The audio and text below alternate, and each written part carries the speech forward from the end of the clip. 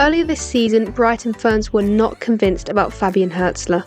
There were serious questions around the German, results were inconsistent, and at one point they'd won just one of 13 Premier League games. The Albion looked flat, disjointed, and nowhere near the top half level. Fast forward to now, and it's a completely different story. Brighton sits 6th in the Premier League with just 4 games remaining.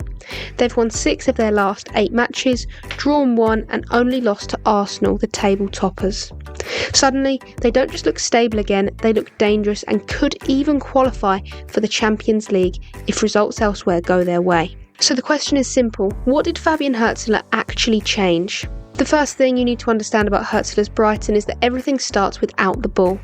They are one of the most aggressive pressing teams in the league, with a PPDA of around 10.5 and the highest number of high turnovers in the Premier League. But they aren't just pressing for pressing's sake. Brighton actively force the opposition into rushed decisions, win the ball high and immediately look to shoot or attack before the opposition can reset. So the key principle is this: they don't just want possession, they want possession that already feels like a transition, and that idea shapes everything. In possession, Brighton usually start with a 4-1 base with central traps. So the centre-backs split wide, the holding midfielder sits, and the full-backs stay ready to either push or hold depending on pressure. But the real tactical idea is what happens in front of that base. Brighton overload the central lanes with 3 players, usually a striker dropping in, plus 2 midfielders rotating between the lines. At the same time, both wingers stay extremely high and wide, pinning the opposition back line. This creates a very specific effect. Brighton invite the press centrally on purpose because they want the opposition midfield and forward line to step up into tight spaces. And once that happens, Brighton's rotations become deadly.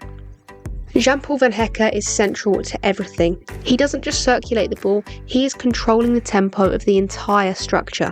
When Brighton want to speed up play, he steps forward and plays vertical passes into midfield or switches diagonally into isolated wide players. When they want to slow down, he resets and drags pressure back out of shape. He's averaging elite progressive passing numbers for a centre-back, but the key isn't just output, it's timing. He often plays a pass, then follows it into midfield space himself, which forces the opposition forwards to make a decision: press him or hold shape. There's been games this season where you see Van Hecke start with the ball and all of a sudden he's on the edge of the opposition penalty area. And that is all because of the role he plays. And he is basically the first domino in every attacking sequence. Next up, let's take a look at rotations and how Brighton break presses, because this is where Hurzeler's system really becomes interesting. When the opposition teams press man-to-man, Brighton don't just fight it directly, they rotate around it. When one midfielder drops into the back line, another pushes higher into the half space, and a third holds between the lines. Fullbacks then time runs beyond the opposition midfield line, arriving late into space rather than early.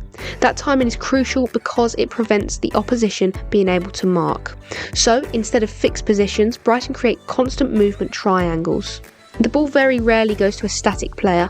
Usually it goes to someone arriving into space after a rotation that's already pulled someone else away. And that is how Brighton consistently create free players in central zones. Brighton's build-up isn't just about avoiding pressure, it's about attracting it. And that is where the similarity to Roberto De Zerbi comes in, and we are finally seeing it. The Seagulls deliberately circulate the ball slowly in deep areas, inviting the press to jump. And when the opposition do step up, Brighton speed it up immediately with 1 or 2 touches through the middle. And this is where their artificial transition idea comes in. They create transition moments even when they're not in a transition. It's why they're so good at playing through compact mid-blocks. They don't try and move the block, they just force it to collapse and then play through the gaps that it leaves behind. Once Brighton break into the first or second line of pressure, everything changes, and Yankuba Minty becomes the key outlet. He receives more progressive passes than anyone else in the squad, and the instruction is simple: isolate and attack, which is why in some games this season Brighton fans have said it just feels like the team are just playing out to Minte and hoping for the best. This is actually an idea. As soon as he gets the ball, Brighton don't recycle, they commit runners into the box immediately. The Gambian is averaging multiple penalty box carries per game and consistently creates chances through 1v1 duels. On the other side, although he's back now, Brighton have had to adapt without Matoma by using fullbacks as attacking wingers. Kadioglu and De Kuyper don't just overlap, they alternate between holding width and attacking inside channels, which is what makes them so unpredictable. That variation stops the opposition fullbacks from settling into marking patterns. Biggest turning point of all, though, is the Pascal Groß effect. This has been the main structural shift in Brighton's season, and he's not just improving them technically, he's stabilising Hürzeler's entire system. Groß drops deep to receive, but also arrives late into attacking zones. He plays forward earlier than the younger midfielders, and he constantly finds wingers in 1v1 situations with long, precise switches. With him in the side, Brighton's midfield balance has changed completely. Instead of two young, energetic but inconsistent profiles, they now have one controller, one runner and one connector, and this allows the system to breathe. Everything looks calmer and much more efficient. One of Brighton's most effective patterns is now third man play through midfield. A centre-back plays into a drop-in midfielder who immediately bounces it into a forward runner. That third player, who usually arrives from deep or wide, is the one who breaks the line. This is especially visible with Hürzeler and Groß, who constantly alternate between dropping and arriving. It forces defenders into constant indecision. Do they step out or do they hold shape? And whatever decision they do make, Brighton just exploit the space they leave behind. What's changed isn't form, it's clarity in the system.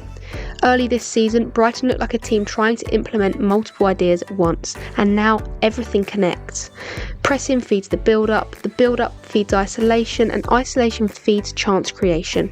And every player understands their role within that chain. They don't look chaotic anymore, it's far more coordinated, and that is why they've gone from some relegation fears to Champions League contenders in a matter of months. Hürzeler didn't change everything, but he finally got everything working together. And for that, he deserves immense credit. So, Brighton fans, I want to hear from you. Can Brighton secure European football this season? And how many points do you think they'll get from their final 4 matches? Let me know your thoughts down in the comments. That is where I'm going to end today's podcast, but there are plenty of others that you can go and listen to. For more content, be sure to check out my website, that is inmrfootball.co.uk. On there you can find match reports, live blogs, club updates and so much more. And if that isn't enough, I'm also on X and Instagram, so you can follow me on both of those platforms for even more daily football content. Thank you very much for listening, and I will see you in the next one.